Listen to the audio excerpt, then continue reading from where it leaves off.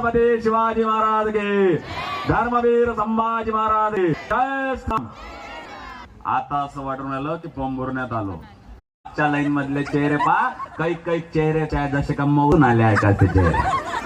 पाहिजे का आपण हसलं पाहिजे. आणि जो माणूस मोठमोठ जोरजोराने हसते तोच खुल्या मनाचा माणूस असते. जो गालातल्या गालात हसते तो एक नंबरच्या मुखने असते. त्यामुळे हसायचा आनंद झाला. आणि हसण्याचे 2-3 प्रकार असते. समजल्यावर हसते त्याला 1 नंबरचं हसणं म्हणते. बाजूचा हसून राहिला म्हणून हसते त्याला 2 नंबरचं हसणं म्हणते. आणि या सगळ्याच्या दावून वेगळं न दिसा म्हणून हसते त्याला 3 नंबरचं हसणं म्हणते. दादा भारत माता की जय बोलना पडेगा. भारत माता की जय बोलना पड़ेगा. अगर इसे देश में रहना होगा तो भारत माता की जय बोलना पड़ेगा दादा. कारण की भारत हा एकमेव असा देश आहे जो इथल्या लोकांवर तर प्रेम करतो पण पाकिस्तानला दिवाळीला मिठाई देणारा देश आहे दादा.